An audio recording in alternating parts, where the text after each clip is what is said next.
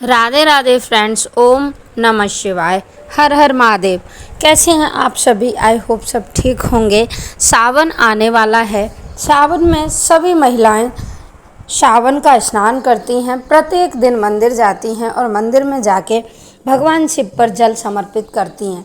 कहा जाता है सावन का महीना भगवान भोलेनाथ को अत्यधिक प्रसन्न करने वाला यानी प्रिय माना गया है।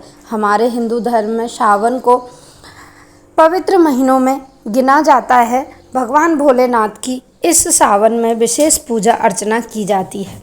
प्रत्येक दिन मंदिर जाने वाली महिलाएं या पुरुष अगर पूरे महीने व्रत का संकल्प लेके आप स्नान आदि संपन्न करें, रोज शिव जी पे एक जल का लोटा समर्पित करें, तो ऐसी कौन सी मनोकामना है जो पूर्ण नहीं होती है। हमारे धर्म में भगवान भोलेनाथ सृष्टि के रचयिता तो होते ही हैं, साथ साथ में सभी मनोकामनाओं को पूर्ण करने वाले भोलेनाथ भोले भाले सबसे प्रिय जल्दी मनोकामना पूर्ण करने वाले भगवान माने जाते हैं।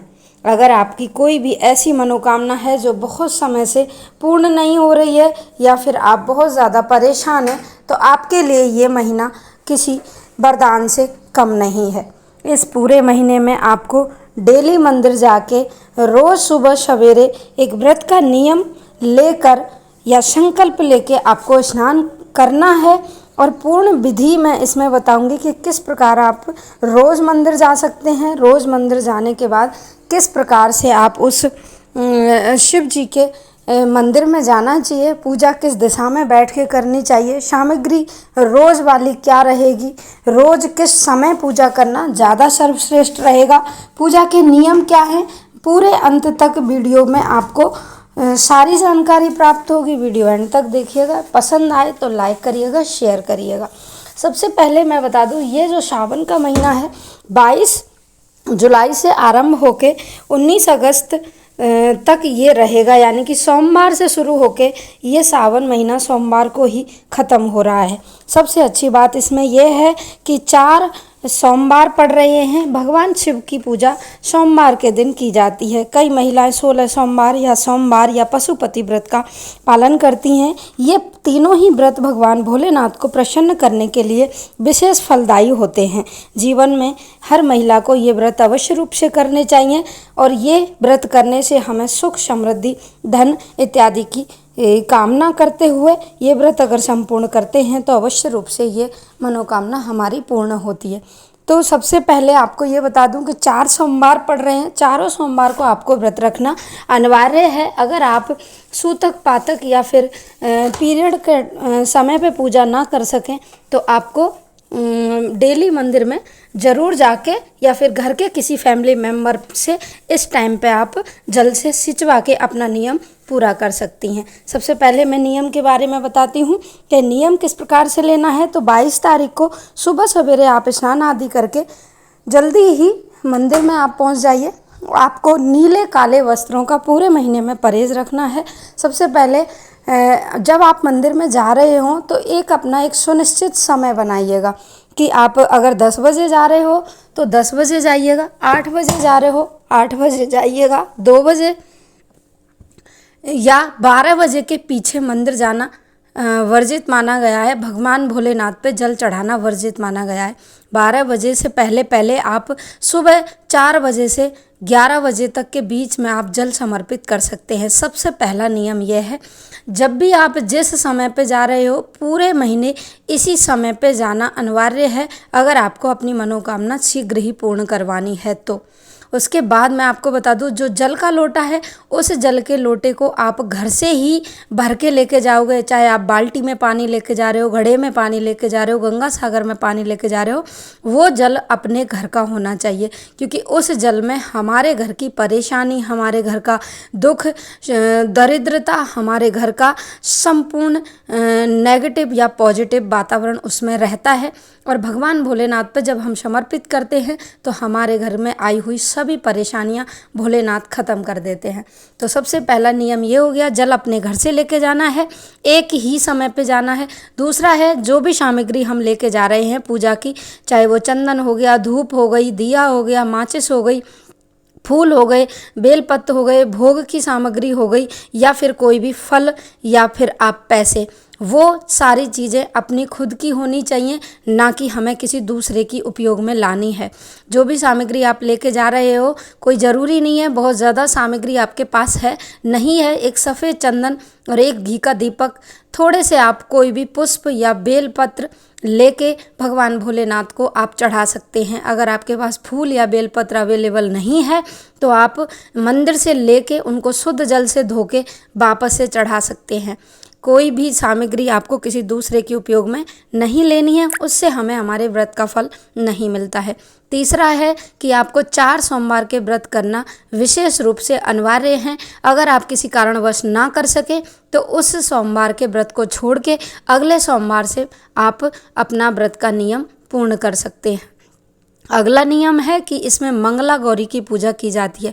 अमूमन हमारे यहाँ देखा गया है, देहात में भी, गांव में या शहरों में, कि हम सोमवार के व्रत तो करते हैं सावन में, लेकिन हम मंगला गौरी के व्रत नहीं करते हैं।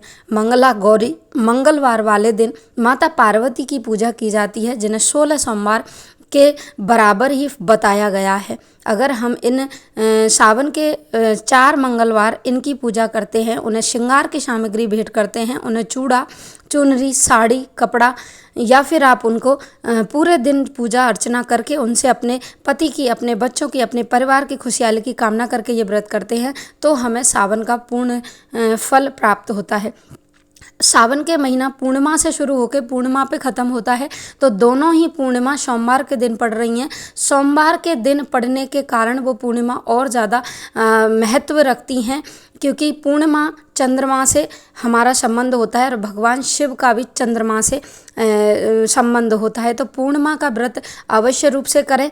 एकादशी, हर महीने में 2 एकादशी पड़ती हैं, दोनों एकादशियों का व्रत करना अनिवार्य होता है। जिस प्रकार हम कार्तिक स्नान करते हैं उसी प्रकार हमें श्रावण स्नान करना होता है। श्रावण स्नान में भी जितने व्रत उपवास पड़ते हैं सभी का पालन करना अनिवार्य होता है। अब बता देती हूँ स्नान के नियम क्या होते हैं। तो स्नान का कोई खास नियम नहीं होता है। लोगों ने बहुत सारी भ्रांतियाँ बना रखी हैं कि सुबह आप उठो, जल्दी उठो, उठ के आप सीधे मंदिर जाओ, घर का काम बाद में करना। नहीं, पहले आप अपने घर का काम करिए। एक निश्चित समय आप बना लीजिए, 7, सवा 7, 8, साढ़े 8, जितने बजे आप जाना चाहते हो उतने समय तक जाइए। चप्पल जूता नहीं पहनने, खूब पहनिए। चप्पल जूता पहनने का ऐसा कोई नियम नहीं बताया गया है। बाल नहीं लगा धोने हैं, बाल अवश्य रूप से धोइए, ऐसा कोई नियम इसमें नहीं होता है। पूरे महीने आपको सिर्फ जो नियम रखने होते हैं वो ये होते हैं कि आपको पूरे महीने लहसुन प्याज का त्याग करना है। लहसुन प्याज या तामसिक भोजन नहीं करना है, जैसे कि मांस, मदिरा, दारू, शराब, सिगरेट, तम्बाकू, इन सब चीज़ों से दूर रखना है। इनको हमें वर्जित बताया गया है श्रावण मास में।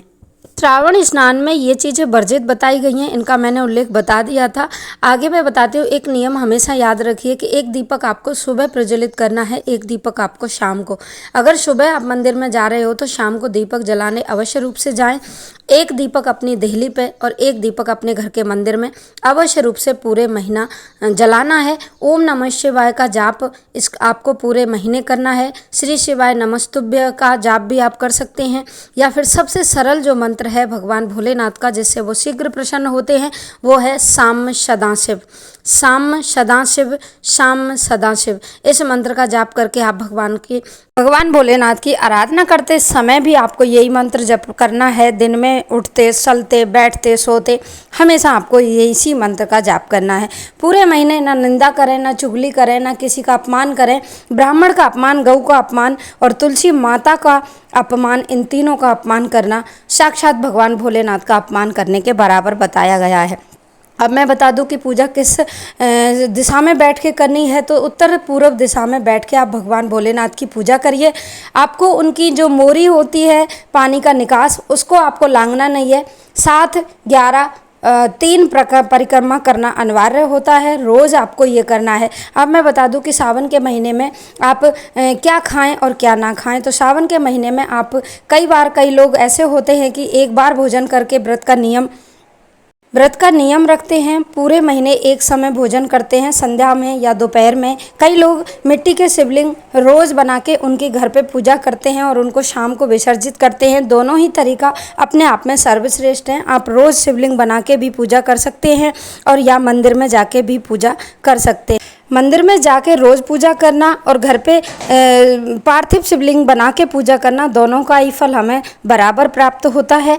अब आती है क्या खाएं क्या ना खाएं। आप एक समय भोजन का नियम ले रहे हैं तो सर्वप्रथम सबसे पहले दिन ही आपको भगवान भोलेनाथ के सामने 11 रुपया दक्षिणा रख के हाथ पे, या फिर आप फूल चावल रख के इस बात का संकल्प लें कि पूरे महीने में एक समय भोजन करूँगा। या फिर आप ऐसा कोई नियम नहीं ले रहे हैं तो पहले ही बोल दें कि भगवान भोलेनाथ सिर्फ मैं जल समर्पित करूंगा, भोजन का ऐसा कोई नियम नहीं लूँगा। तो आप पूरे महीने सिर्फ जल समर्पित करके दोनों समय भोजन करके, तीनों टाइम भोजन करके भी ये आराधना कर सकते हैं। सोमवार के दिन या फिर किसी भी व्रत वाले दिन व्रत का पूर्ण नियम करके आप व्रत का फल प्राप्त कर सकते हैं। आई होप वीडियो थोड़ी भी यूज़फुल लगी हो तो लाइक शेयर सब्सक्राइब जरूर।